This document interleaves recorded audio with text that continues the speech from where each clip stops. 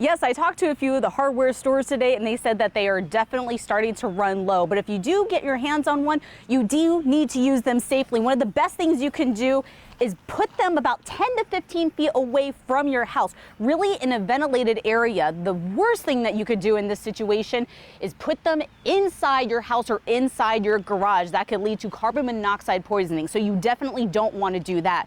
J.R. Atchison at Family Hardware says if you do use a generator, make sure you empty out any leftover gas. The gas could clog up the car, potentially breaking the generator. Empty as you can it until it dies. It is good to have it prepared. Put a little in it to get it to start, make sure it works, then don't put any more in it so you don't have to get rid of as much. Now, speaking of gas, take a look at this. This was the line at Costco today in Fort Myers. People stocking up on gas, whether in their car or in gas cans. The line went all the way to the road. It could potentially get worse as we get a better idea of where the tropical depression is going. Now, as you saw, if you are going to get gas in the next couple of days, be prepared to wait in those lines, maybe even longer as we kind of progress through all of this.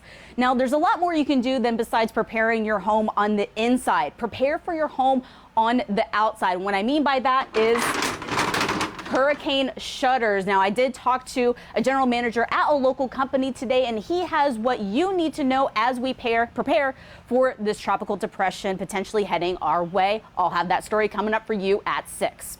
Reporting live in Cape Coral, Caitlin Knapp, Fox 4. Thank you, Caitlin. Preparing but not panicking tonight. Now, no evacuation orders have been put in place right now, but emergency officials say now is the time to plan just in case. Ryan Kruger continues our team coverage from Storm Fox on the roads for us tonight along one of those evacuation routes. Hey, Ryan. Yeah, Nadine, it has been 5 years since this area has seen any kind of mandatory evacuation orders put into place. That was during Hurricane Irma in 2017. Now, there's a decent chance that anyone watching this right now wasn't here during Hurricane Irma because more than 100,000 people have moved to this area in the 5 years since then. So that has emergency officials really urging folks, go ahead and start your game plan right now. Whether you're new to the area or maybe you were living here in 2017, but possibly you changed addresses. Maybe you changed your zone. So knowing your zone and your evacuation route are both incredibly important. I-75, that is the main evacuation route for Southwest Florida, but officials are warning, be aware that with that population growth, that may make evacuating more difficult than it has been in years past. You can imagine with more people needing to be evacuated out of an area potentially, that will put more people on the roads. And again, that's why we encourage people to have that solid plan in place. Now, I also spoke with Florida Highway Patrol, and they admit, it could be concerning for folks who just moved here. This might be the first storm they've ever gone through, if it does indeed come this way. But they say, rest assured, emergency operations these plans have been in place for a long time. They are constantly being monitored. Now, we talk a lot about knowing your zone. Here's why it's important. I'm along Pine Island Road. The homes that are to my right are in a different zone than the homes that are to my left. Sometimes one street can make a big difference as to whether or not you may or may not have to evacuate if that storm does come through. So coming up in half an hour at the top of the 6 o'clock newscast, I'm going to go into how you can find your zone and why that is so important. But for now, we are live alongside Pine Island Road in Lee County. Ryan Kruger, Fox 4. Great information there. And as he said, we have so many new residents in our area. And if you notice the theme, we want to make sure you are prepared for any potential weather event like this.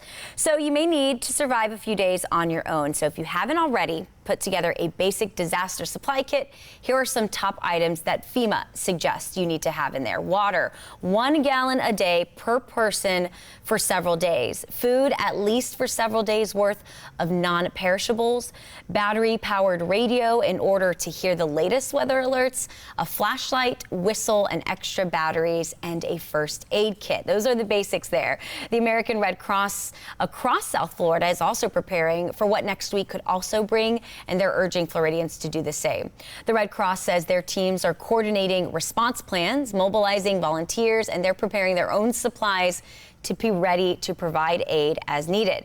If you would like to learn more about volunteer opportunities with the Red Cross, you can visit their website.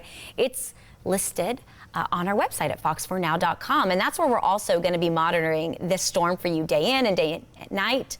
And throughout the weekend, we will bring you the latest developments. You can be sure to stay on top of everything right there on fox4now.com.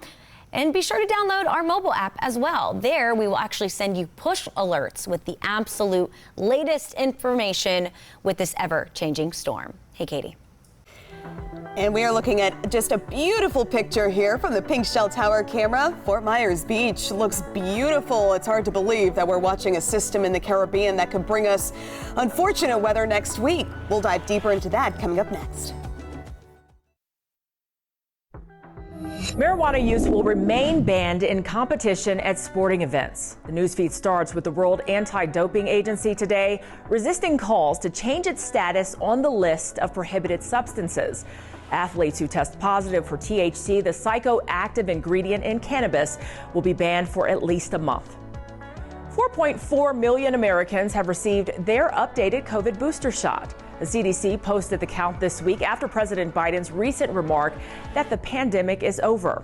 The White House estimates around 5 million have actually been boosted, which accounts for reporting lags in states.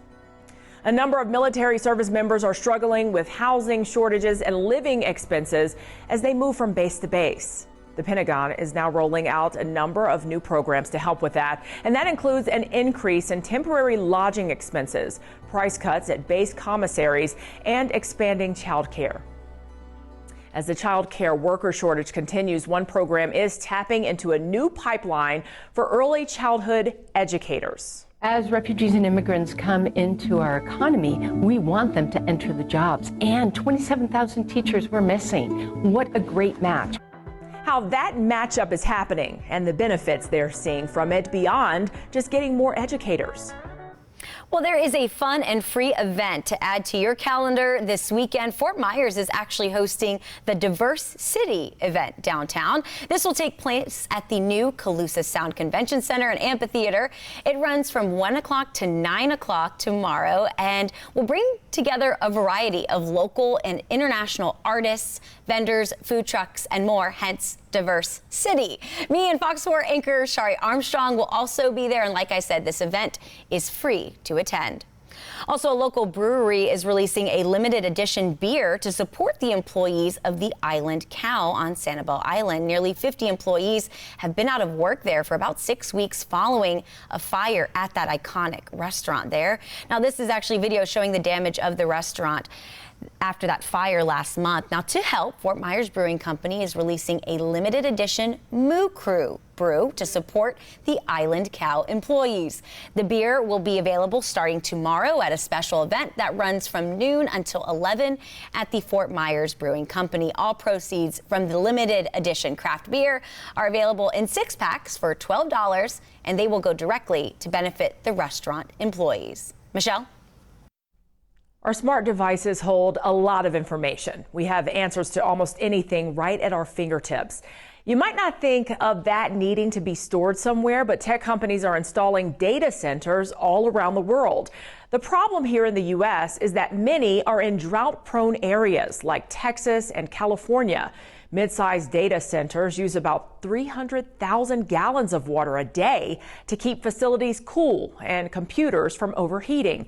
That estimate comes from the Lawrence Berkeley National Lab. We're in the situation that there's so many more data centers coming, but they're getting bigger, and in a single community, the strain on water can be significant. On the broader sense of the entire country, it's not as high as other industries. Agriculture is an example of an industry that uses far more water, but it's water that cities have budgeted for. Scientists have seen bigger companies start to work on being more energy efficient and say that should continue as the industry grows. It's going to be important for data centers to really look at what's that next level of efficiency that they can move towards to make sure that they're still balancing out their growth. Google, Microsoft, and Meta have all pledged to restore more water than they use by 2030. A NASA spacecraft is preparing to crash into an asteroid in a first-of-its-kind experiment. These are animations provided by NASA.